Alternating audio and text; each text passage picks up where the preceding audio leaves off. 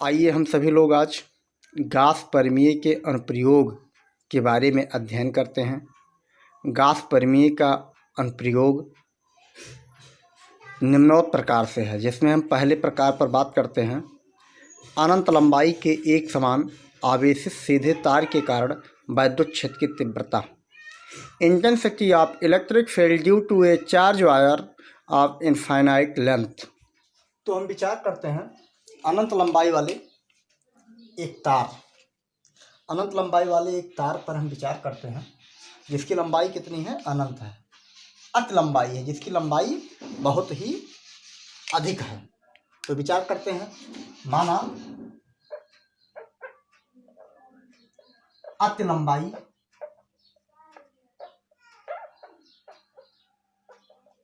AB,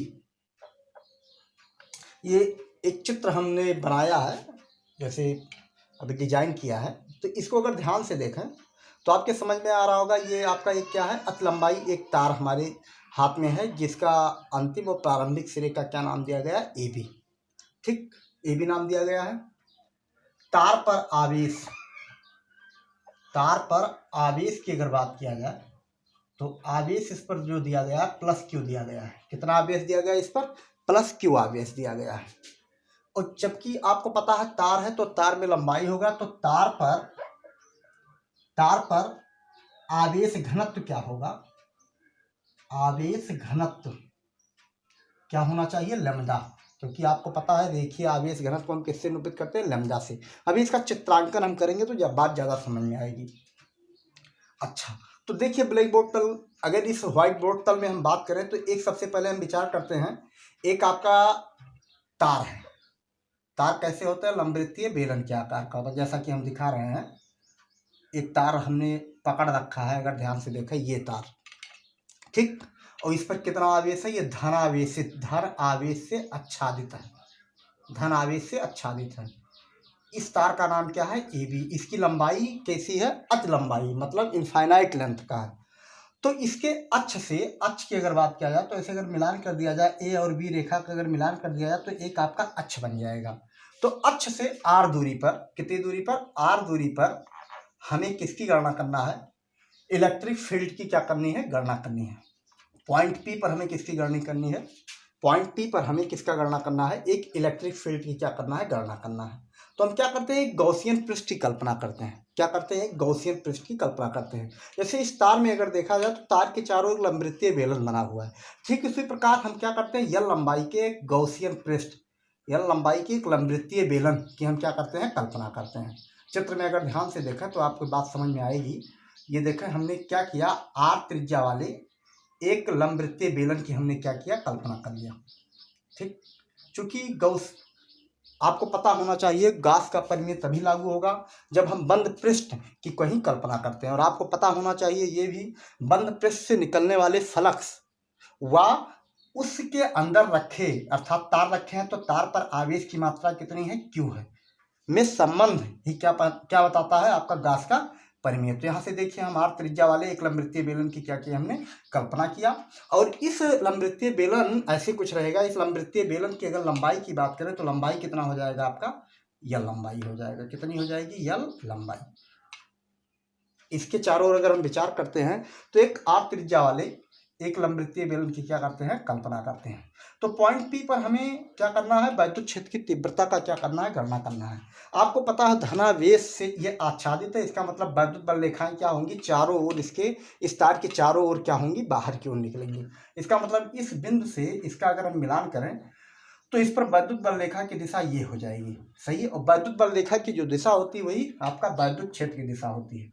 इसका मतलब ये आपका सदिश राशि के अंतर्गत हम वैद्युत क्षेत्र को निरूपित कर दिए पॉइंट P पर।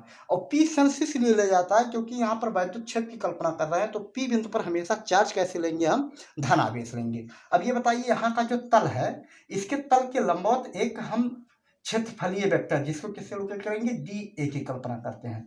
आपको ये पता है क्षेत्रफल वेक्टर से जो क्या होता है, जिस तल पर हम विचार करते हैं उस तल के लंबवत, जैसे ये चित्र है, अगर यहाँ पर हम विचार करें तो इस तल के लंबवत बाहर की दिशा में, इस तल के लंबवत बाहर की दिशा में, और ऐसे हम बड़ा सा बना दें एक क्षण के लिए, इस बिंदु पर तल के लंबवत बाहर की दिशा में, क्षेत्रफलीय वेक्टर की दिशा और वैद्युत क्षेत्र की दिशा दोनों होगी। अगर इस तल की बात करें तो इस पर भी एक गॉसियन पृष्ठ, एक सूक्ष्म गॉसियन पृष्ठ की हम कल्पना करते हैं।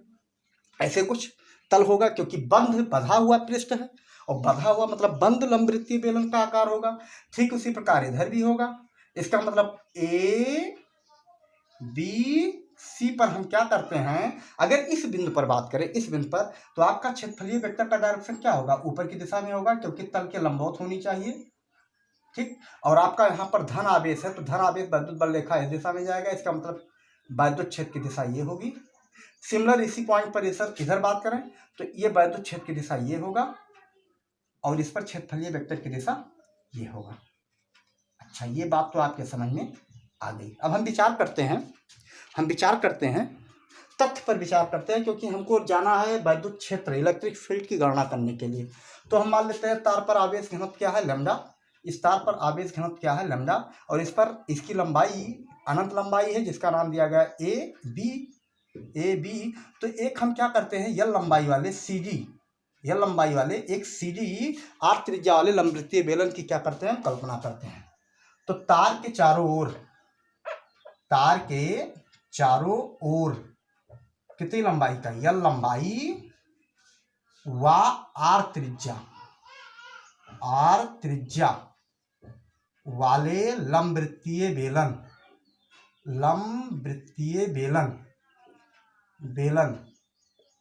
की क्या करते हैं, कल्पना करते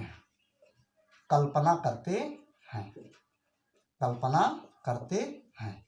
जैसा कि चित्र से आपको समझ में आ रहा होगा, ठीक इसी प्रकार से तार इसके बीचों बीच से निकल रहा है, इसके चारों लंबवृत्तीय बेलन की हम क्या करते हैं, कल्पना करते हैं।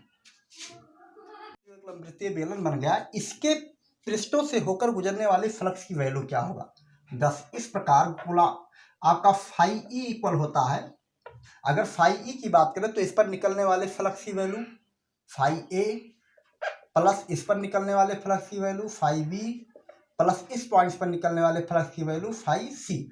तो फाई ई इक्वल होता है आपका, फाई ए के लिए अगर फार्मूला लगाए तो close integration E D A cos 0 अंश ई और डी ए पॉइंट्स पर जो डायरेक्शन है दोनों क्या है, सेम है, इसलिए 0 अंश हो जाएगा।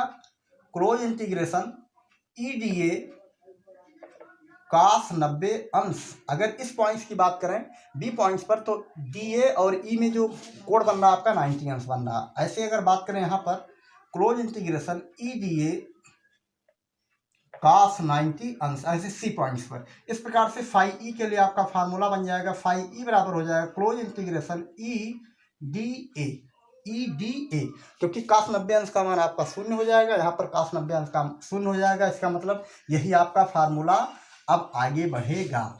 अब यहाँ देखा जाए तो आपका वैद्युत क्षेत्र ई है और ई की वैल्यू आपको निकालना है।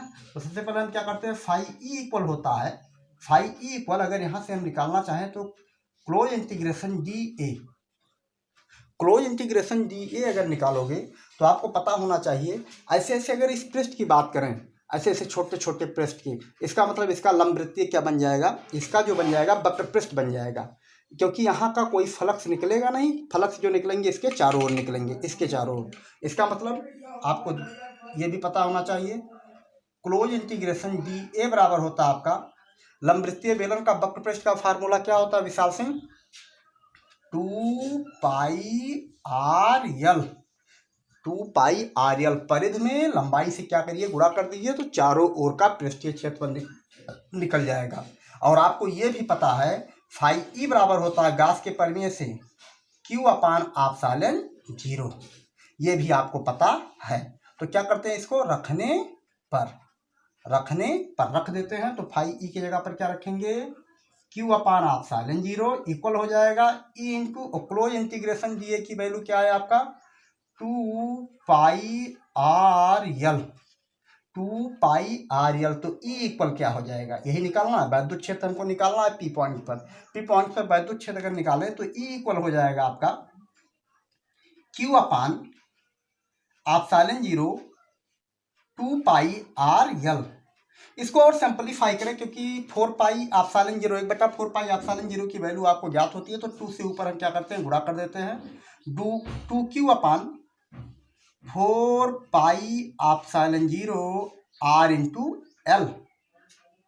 इस प्रकार से अगर इसको और हम सिंपलीफाई करना चाहें, बट आप सबको पता है Q अपान L इक्वल होता है आपका लैम्डा, रेखीय आवेश घनत्व। तो इस प्रकार से इस फार्मूले को इस प्रकार से भी हम लिख सकते हैं, E equal to lambda upon 4 pi epsilon 0 into r. अगर इसको हम वेक्टर फॉर्म में लिखना चाहें तो वेक्टर फॉर्म में भी लिख सकते हैं, E equal to lambda by 4 pi epsilon 0 r unit vector. इस प्रकार से आप देख पा रहे हो कि वैद्युत क्षेत्र केवल दो बातों पर निर्भर कर रहा है, एक आपका रेखीय आवेश घनत्व लैम्डा और दूसरा आपका दूरी, कितनी दूरी पर है। इसका मतलब वैद्युत क्षेत्र जो होता है यहाँ पर किसी तार के लिए वैद्युत क्षेत्र जो होता है दूरी के क्या होता है, व्युत्क्रमानुपाती होता है, और आपका रेखीय आवेश घनत्व क्या होता है, अनुक्रमानुपाती होता है। इस प्रकार से वैद्युत क्षेत्र की गणना करने के लिए इस फार्मूले का हम क्या करेंगे, अनंत लंबाई वाले तार के लिए इस्तेमाल करेंगे। यहाँ ध्यान दीजिएगा, लंबाई का कोई रोल प्ले नहीं हो रहा है। हाँ ध्यान दीजिए, एक आपका न्यूमेरिकल इसी पर आधारित हम करा देते हैं। कोई अनंत लंबाई वाले चालक से 4 सेंटीमीटर की दूरी पर वैद्युत क्षेत्र ज्ञात कीजिए, जबकि रेखीय आवेश घनत्व दिया गया है 2 × 10⁻⁷ कूलाम प्रति मीटर। इस प्रकार से हम लैम्डा बराबर अगर देखें तो दिया गया 2 × 10⁻⁷ कूलाम प्रति मीटर, और आर बराबर आपका दिया गया 4 सेंटीमीटर। 4 सेंटीमीटर को सबसे पहले मीटर में बनाएंगे तो ये हो जाएगा 4 × 10⁻²⁻² मीटर। अब हम लाइक करते हैं कोई अनंत लंबाई वाले चालक के लिए वैद्युत क्षेत्र का फार्मूला। आप सभी लोग अभी निकालो, E इक्वल आप सभी लोग पाए 1/4 pi epsilon 0 two lambda by r. ध्यान आ रहा होगा, अभी हम निगमन किए हैं। इस प्रकार से यहाँ पर अगर वैल्यू को हम प्लेस करें तो 1/4 पाई एप्सिलॉन 0 की वैल्यू होती है 9 × 10⁹ इंटू 2 इंटू लैम्डा की वैल्यू आपका दिया हुआ है, कितना दिया हुआ है 2 × 10⁻⁷ डिवाइड बाई आर की वैल्यू आपका दिया गया 4 × 10⁻²। इसको अगर आप सॉल्व कर लें तो 2 × 2 = 4, ये आपका कैंसिल आउट हो गया। यहाँ से E इक्वल हो जाएगा आपका 9 × 10⁻⁹ यहाँ और 7 यहाँ, तो ये आपका 7 घट जाएगा। तो इस प्रकार से अगर इसको हम हल करें तो आपका रिजल्ट आ जाएगा 9 × 10⁻² यहाँ हो जाएगा और 10⁻⁻+2 आपका ऊपर जाकर हो जाएगा। इस तरह से इसको हल करेंगे तो आपका रिजल्ट आ जाएगा 9 × 10⁻⁴ न्यूटन प्रति कूलाम। धन्यवाद।